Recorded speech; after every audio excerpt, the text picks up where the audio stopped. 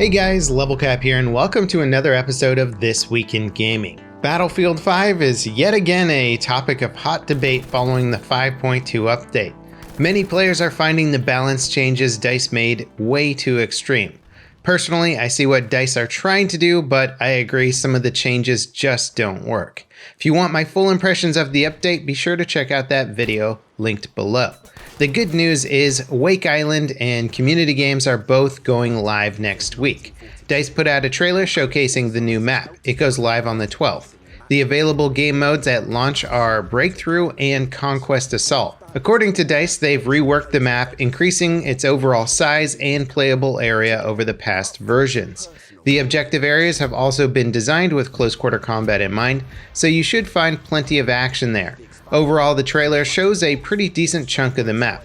We'll have to see if the extra foliage and cover DICE have added will turn the map into a campfest though.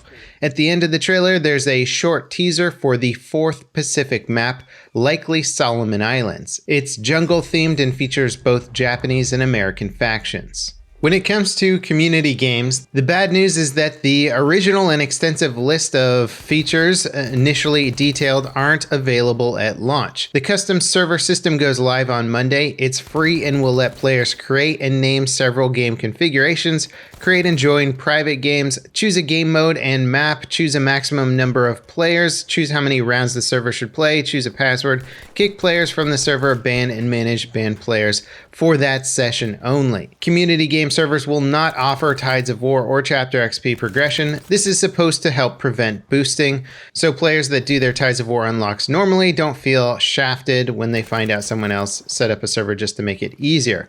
It makes sense as a fairness thing, but also makes custom servers seem less valuable. Why join a community game server when you could just join a regular server and make progress with Tides of War stuff?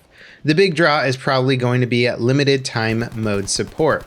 So Rush 24/7 on Operation Underground servers can run even if Rush isn't currently available on official servers. DICE are considering the road ahead for community games. In 2020, they'll discuss future plans for the service, including expanded features and tools.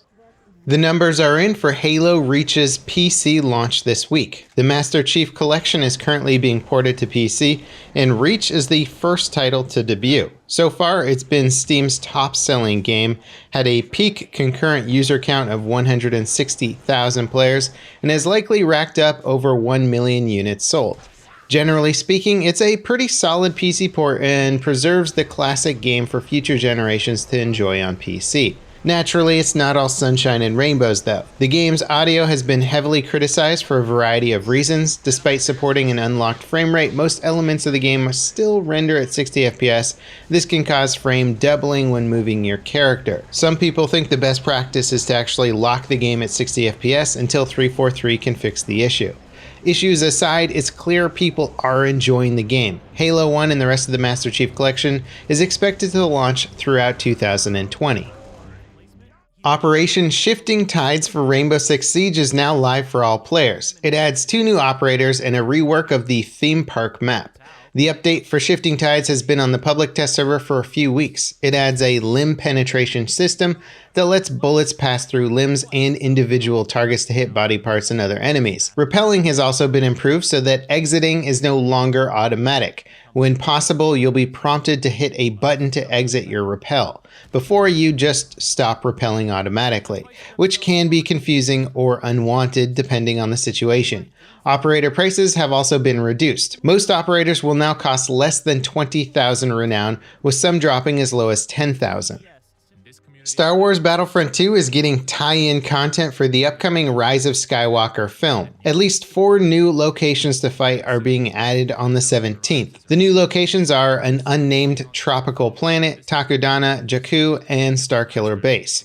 First Order troopers are also being added as reinforcements. In January, BB-8 and BB-9E will be added as playable heroes.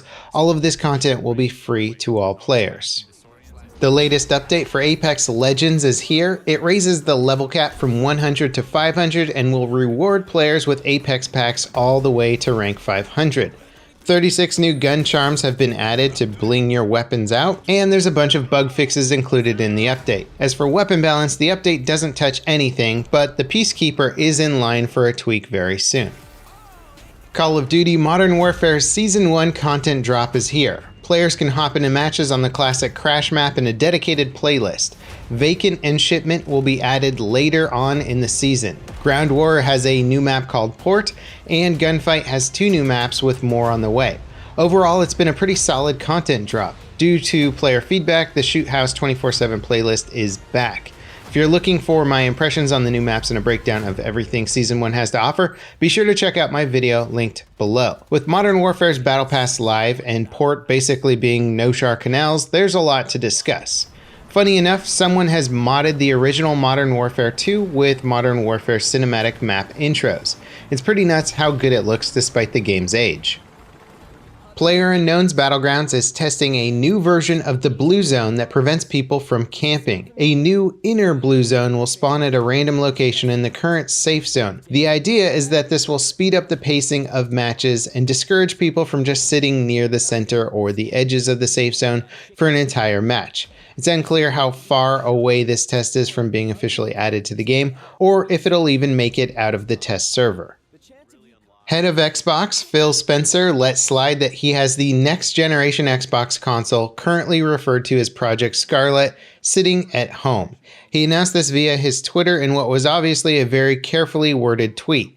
There's been some recent controversy suggesting Microsoft are purposely keeping developers in the dark about what the next-gen console will offer them. This tweet seems like Spencer's way of telling consumers that direct backward compatibility with Xbox One titles will be available on Scarlett. He also mentions it works with his Elite Series 2 controller. Insurgency Sandstorm just got a pretty major update.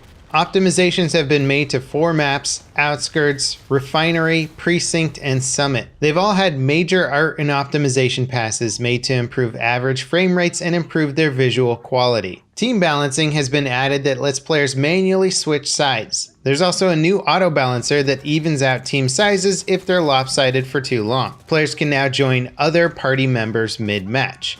A new domination mode has been added that mirrors other games like Modern Warfare. You fight over 3 objectives to earn points. Respawning is enabled, but it's randomized like Team Deathmatch. It's currently supported on 5 maps. For gameplay, weapon sway is now more predictable when standing and moving. Recoil has also been reduced when standing and leaning. As for bug fixes, the list is extensive and covers everything from weapon glitches to map exploits. The developers have also opened signups for a private alpha of game's mod tools. The tools seem limited to a level editor for now, but they let players create custom game modes and gameplay configurations. Overall, it's a pretty massive end-of-year update for Sandstorm. Insurgency made a name for itself by being a hardcore shooter that blended milsim and arcade action incredibly well. The more they can improve Sandstorm's performance, the better. The Half-Life 1 fan remaster called Black Mesa is finally getting an ending. The game's final chapter, Zen, is now available in full as a beta. Players can opt into the beta on Steam and check out the overhauled Zen levels from start to finish. The original game's final act is considered a sore spot not just by players, but by Valve themselves. It was put together as development on the game was wrapping up and it just wasn't up to the same production quality as the prior levels. Black Mesa has been in the works for nearly 15 years. In all that time, Zen has always been the final piece of the puzzle. Hardcore World War I shooter Verdun just got a free remaster update on Xbox One. It adds a bunch of new maps, AI bot support to fill up servers, a new spawn system, a new squad system, new sound design, a UI update, new factions, weapons, and more. Aside from Battlefield 1, Verdun is really the only major World War I title out there right now. It's by no means at a similar level to Battlefield 1's production value, but it's still a pretty good looking game that plays very well and is probably a more accurate representation of actual World War I combat. Postscriptum, another hardcore shooter but this time set in World War II, is getting a major update in the way of a second chapter's worth of content. Called Plan Jaune, the update will add 3 maps set in France. It also adds the French faction, 4 new vehicles, and more. The first map launching with Chapter 2 will be Stone, a small village located around the south of Ardennes. And that wraps it up for today's episode of This Week in Gaming. Let me know what article you thought was the most interesting, or perhaps if there's a story that you think we missed. And I'll see you next time. This is Level Cap, signing off.